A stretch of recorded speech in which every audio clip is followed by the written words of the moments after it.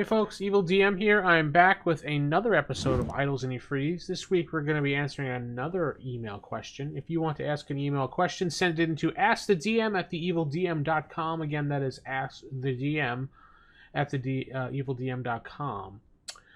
So this week question comes from Joe. No, not that Joe, the great DM Joe. How do you handle famous NPCs in your game and or bringing them into the game? He wanted some tips. The letter goes on to ask about, or I should say comment goes on about saying, how do you add like famous NPCs, like depending on the setting you're playing. Now, if you're playing Dungeons and Dragons, Dritz, Lord Soth, things like that, you want to bring them into your campaign. Darth Vader, if you're playing Star Wars, Count Dooku, Luke Skywalker. If you're playing a Marvel game, you want to bring in like Iron Man, Tony Stark, Spider-Man, Thor, whatever. If you're playing a DC game, Superman, Batman. And if you're playing a Star Trek game, Captain Kirk, Spock, a famous Klingon or some other numbnut, whatever. So when you're doing this, players are expecting to see, especially if you're playing in a campaign that is in a pre-made world such as Waterdeep, or you're playing in a setting like Star Wars and the time frame is going to be before episode 4 and it's episodes 1 to 3, then they're going to expect certain people there. And if you're playing in, like I said, Waterdeep, Forgotten Realms, they're going to expect some type of hint, nod, maybe a cameo. It's just, or where these people are in the galaxy compared to them. Maybe they don't want them to be directly involved, but players tend to want to know where these famous people are and how they fit into the campaign. Now, let's say you are going to bring these people in. Do you really need to do voices and act it out a lot? Like, for example, if you want to play Darth Vader, are you going to be like and try to talk like James Earl Jones? No, not everybody can do that, and I would not be able to either. This is where your talent as a GM or DM comes into play of description and setting the scene.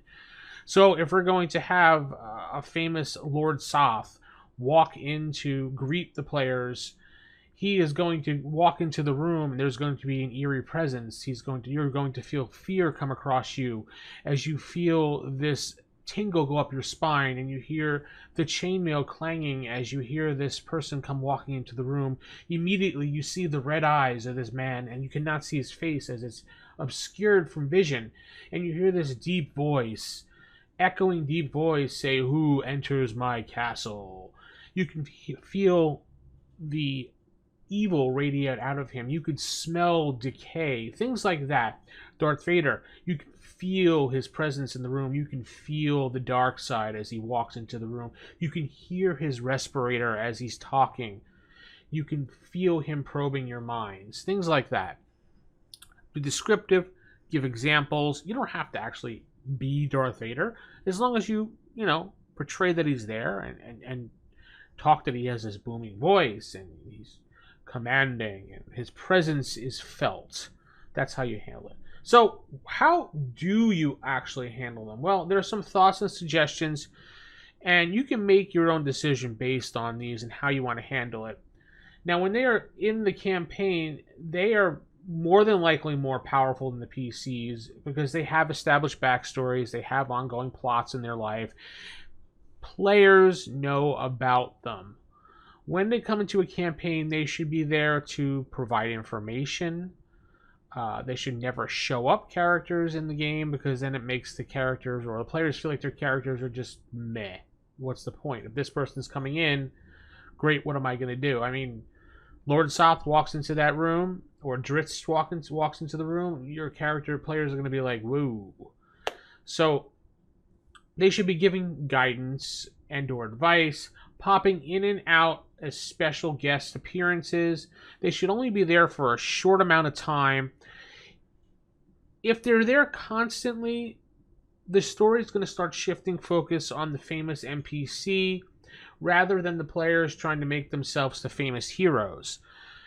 Every player, when they play a game, wants their character in some way, shape, or form to become the hero of the game. Unless you're playing villains and they want to become infamous. But They generally want to be the hero of the game. They want some type of fame and recognition in the world for the accomplishments they have had throughout their levels or years.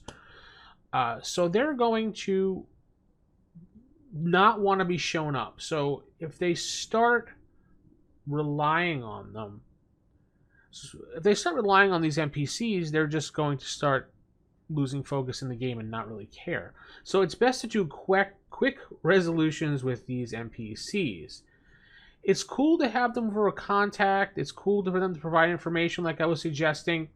But that's it. Don't let it become like a crutch. So like when they're, fighting a giant monster, let's Coldritz, send an eagle out to go get him. Or, oh no, here comes Count Dooku. Call, Obi-Wan to help us, or Anakin, No, you can't keep doing that. So why do we handle it this way? When a player character meets a famous NPC, the player can't help but metagame by seeing them because, that's what we all do.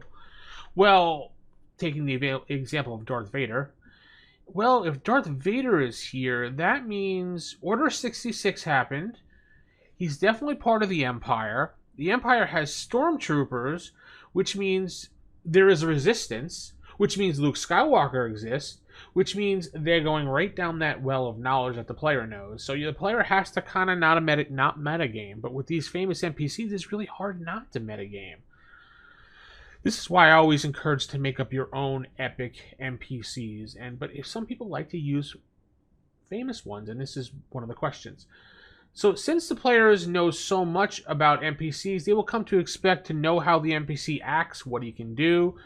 Suddenly, if there's anything out of the ordinary, say Darth Vader's force choke is not being too powerful, or Tony Stark not being able to figure out this really simple plan that logically you would think reading comic books or watching even the movies, he would be like, oh yeah, boom, boom, boom.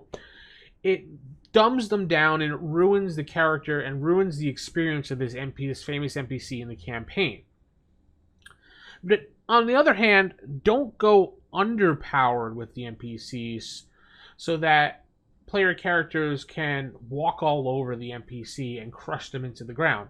I used to have a group many years ago when I would use famous NPCs, like, say, for example, we were playing Marvel or we were playing D&D. I would use Lord Soth just to get it a point over. There was no need to fight him. He was actually providing information in a kind of roundabout way to them, but I always had a player that used to like to step to my NPCs, and it would get annoying because I don't want to exactly just wipe him out with this NPC. Like Lord Soth can wipe out most PCs that are lower level, and this guy was like level 4 maybe, I think, at the time. It was so many years ago. But he always stepped to them. He stepped to Darth Vader in our Star Wars campaigns, talked back to Yoda in our Star Wars campaigns. He would always step. He was kind of a pain in the ass like that. But so what can you do to handle these things? Unfortunately, you're going to have to lay the smackdown on them. And by laying the smackdown is not killing them, but instead you're going to beat them up, show them that these NPCs aren't pushovers, and then obviously figure out a way, story mechanic wise, to heal them right back up, make them become friends. Usually those type of situations can do one of two things. One, the player has a little bit more respect for your DM style and the NPC itself, or two, you just created a new PC enemy for your NPC. Either way, situation, that's how you handle them. So when bringing NPCs into the game, you have to always take these things into consideration. The players using metagame, overstepping bounds, understepping bounds, not using the NPCs at all, because I've seen campaigns where they have famous NPCs and they're just not even bothered with, and the players are too afraid to deal with them because it's a famous NPC. So it's really up to your discretion how you want to use famous NPCs in your campaign, and I really suggest using them lightly if you have to use them, or don't use them at all. Again, a cameo is best. Lord Soth walks in, maybe he gives the player characters something because they figured out a riddle or something. There's no battle because obviously he crushed them. Maybe you hear about in a Star Wars campaign, you hear about Count Dooku on another planet crushing the enemy and knocking the Republic down. Oh, maybe you want to go there and help them out. It's best if you avoid the major players in the game and make up your own epic people, because as a DM you have the ability to do whatever you want. You can make any NPC what they want.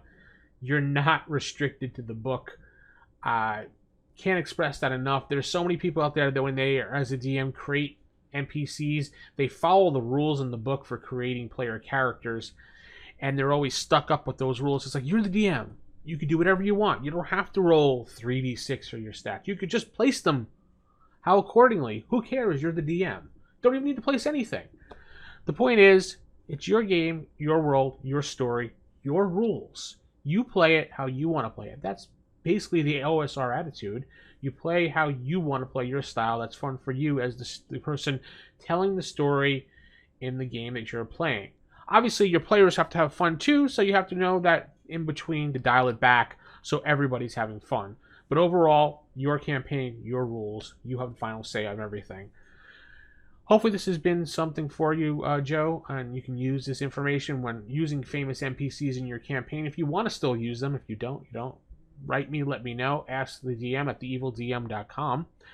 And don't forget to like, comment, and subscribe to this video, and share the video out there as well, so other people get to see these videos, and maybe that'll help someone too, because that's the goal here, to have a knowledge chat, share it out, and everybody has fun when they learn something new, or maybe they'll give me some advice too in the comments. Leave a comment below.